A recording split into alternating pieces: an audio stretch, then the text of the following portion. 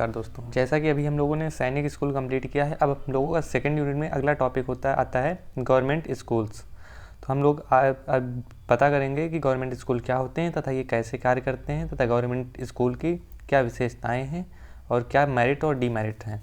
तो आइए स्टार्ट करते हैं अपना टॉपिक गवर्नमेंट स्कूल।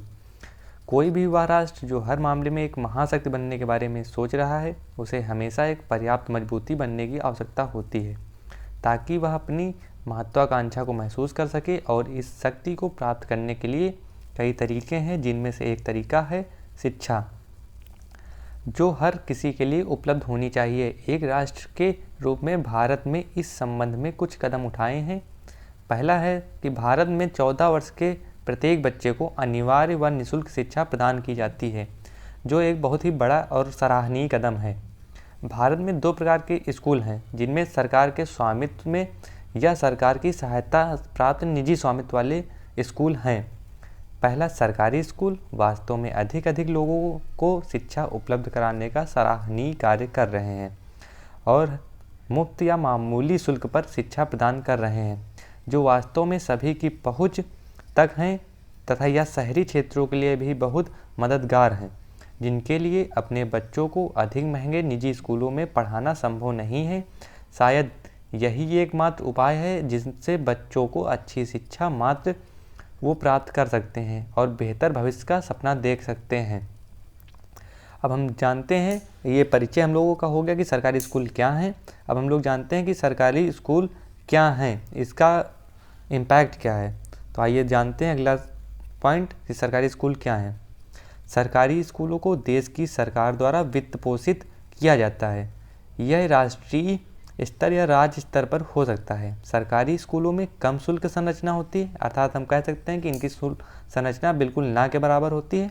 कभी कभी इसमें शुल्क लिया जाता है क्योंकि उन्हें राज्य और संघीय सरकारों द्वारा अनुदान और वित्त पोषित किया जाता है।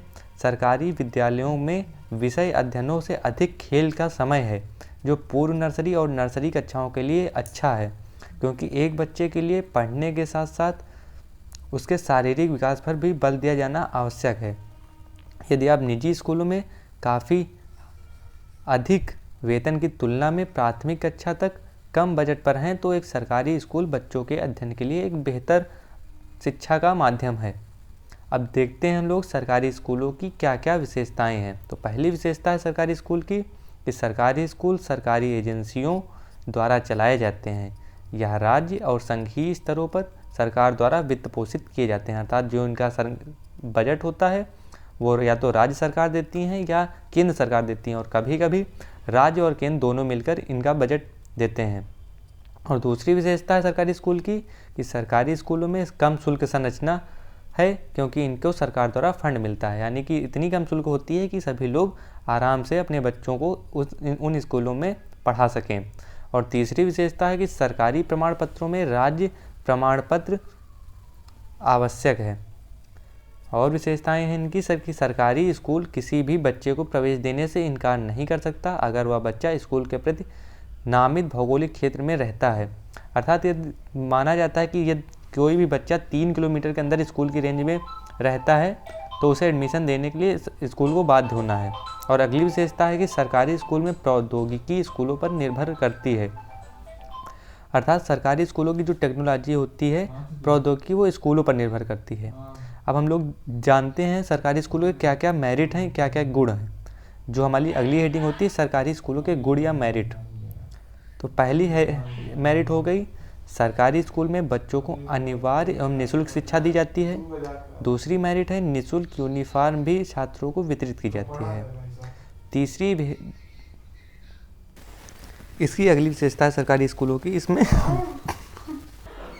कि सरकारी स्कूलों की अगली विशेषताओं को देखें अगर मेरिट्स को, तो अगली मेरिट है कि दोपहर में बच्चों को मिड डे मील भी दिया जाता है। यह एक बहुत बड़ी विशेषता है सरकारी स्कूलों की कि यहाँ पर मध्याह्न भोजन या मिड डे मील की व्यवस्था की जाती है, और इस मिड डे मील व्यवस्था से बच्चों के नामांकन दर में भारी बढ़ोतरी हुई है। अगली मेरिट है इसकी सरकारी स्कूलों की निर्धन परिवारों के बच्चों को शिक्षा प्राप्ति में ये सहायक है। और अब देखते हैं कि ये और कौन कौन सी मेरिट्स हैं। तो अगली मेरिट्स है इसमें खेल कूद के माध्यम से बच्चों को शिक्षा दी जाती है। अर्थात एजुकेशन दी जाती है खेल कूद में, खेल खेल में शिक्षा प्रदान की जाती है। और बताया गया है कि विद्यार्थियों को छात्रवृत्ति प्रदान की जाती है। सरकारी स्कूलों में विद्यार्थियों के लिए स्कॉलरशिप प्रदान की जाती है। सभी वर्गों के बच्चों को आसानी से प्रवेश मिलता है, यानी कि वो सभी चाहे जिस वर्ग के हों उनमें कोई असमानता नहीं दिखाई जाती है, सभी लोगों को एक समान प्रवेश मिलता है। और इसमें निःशुल्क स्वास्थ्य परीक्षण कराया जाता है समय समय पर, और उनको जैसे एग्जाम्पल के रूप में हम लोग दे सकते हैं कि कभी कभी पोलियो ड्रॉप स्कूलों में निःशुल्क पिलाई जाती है। और विशेषताएं इसकी कि बिना किसी भेदभाव के शिक्षा प्राप्त की जाती है, यानी कि समानतापूर्ण शिक्षा एक बहुत ही बड़ी मेरिट है सरकारी स्कूलों की।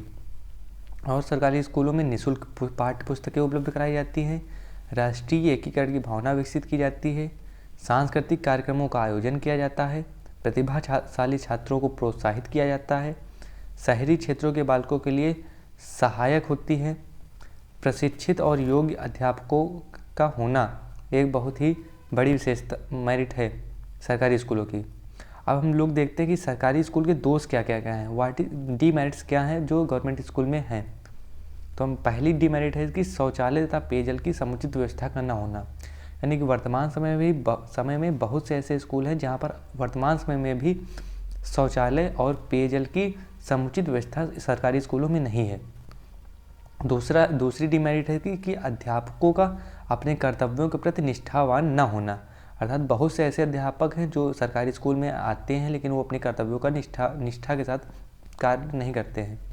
और भी डीमेरिट है उसमें है इस समुचित संसाधनों का अभाव, यानी कि बहुत से ऐसे संसाधन हैं जो अभी तक वहाँ नहीं पहुँच पाए हैं, जैसे कंप्यूटर हुआ या अन्य खेल की सुविधाएँ हुई, अभी तक वहाँ नहीं पहुँची हैं। अन्य में अनुशासनहीनता का होना, यानी कि सरकारी स्कूलों में अनुशासन पर ज़्यादा महत्व नहीं दिया जाता, जो बहुत ही बड़ी डीमेरिट है गवर्नमेंट स्कूल्स की। और इसमें नवीन तकनीकी व्यवस्था करना होना, यानी कि मॉडर्न टेक्नोलॉजी नहीं होती है, जो एक डीमेरिट है। और इसमें शिक्षार्थियों का अनुपात सही नहीं होता है। वर्तमान समय में बहुत से ऐसे राज्यों में देखा गया है कि जहाँ पर आज भी शिक्षार्थी का अनुपात बहुत ही ज़्यादा है, अर्थात वहाँ पर 100 से भी ज़्यादा बच्चों पर सिर्फ एक शिक्षक है, कहीं कहीं पूरे विद्यालय में सिर्फ एक शिक्षक वर्तमान समय में है, जो एक बहुत ही बड़ी डीमेरिट है सरकारी स्कूलों की। और है कि उच्च वर्ग के लोगों को सरकारी स्कूलों को हीन दृष्टि से देखना व पब्लिक स्कूलों को अधिक महत्व देना। और इसमें इनकी डीमेरिट है कि बहुत से लोग, उच्च वर्ग के लोग अब सरकारी स्कूलों को हीन दृष्टि से देखते हैं और अपने बच्चों को वहाँ पढ़ने नहीं भेजते हैं, और पब्लिक स्कूलों को ज़्यादा महत्व देते हैं, जिससे निम्न वर्ग के लोग भी अपने बच्चों को गवर्नमेंट स्कूलों में भेजना पसंद नहीं करते हैं। और भी डीमेरिट्स हैं, वो है अगली डीमेरिट है भोजन की गुणवत्ता पर ध्यान न देना, यानी कि जो मिड डे मील व्यवस्था चलती है उसमें भोजन की गुणवत्ता पर ध्यान नहीं दिया जाता है, क्वालिटी पर, जिससे बच्चे उसे खाना पसंद नहीं करते हैं। अगली डीमेरिट है बिजली तथा पंखों की समुचित व्यवस्था न होना, यानी कि गर्मियों के दिनों में शिक्षा व्यवस्था को सुचारू रूप से चलाने के लिए बिजली और पंखों की ज़रूरत होती है, लेकिन ऐसी कोई व्यवस्था वहाँ पर व्यवस्थित नहीं होती है। अगली डीमेरिट है कि अभिभावकों का अशिक्षित होना तथा उनमें जागरूकता का कम होना। बहुत से ऐसे अभिभावक हैं जो अभी भी अशिक्षित हैं और जागरूक नहीं हैं, वो अपने बच्चों को अभी भी बाल श्रम करवाते हैं तथा उनको पढ़ने के लिए नहीं भेजते हैं। अगली डीमेरिट है इनमें कि विद्यालय परिसर में स्वच्छता का अभाव, यानी कि विद्यालय परिसर में आज भी बहुत से ऐसे विद्यालय जहाँ पर स्वच्छता नहीं है, जो एक डीमेरिट है सरकारी विद्यालयों के लिए। इसी के साथ हम लोगों का ये आज का टॉपिक सरकारी विद्यालय गवर्नमेंट स्कूल्स कंप्लीट हुआ। आपको कोई भी प्रॉब्लम होगी तो आप लोग ज़रूर कमेंट करके बताएं, कोई भी सजेशंस हो तो ज़रूर बताएं। अब हम जल्दी ही मिलेंगे अपने नए टॉपिक में और नए स्कूल के साथ। आप लोगों को हमारे साथ जुड़े रहने के लिए धन्यवाद।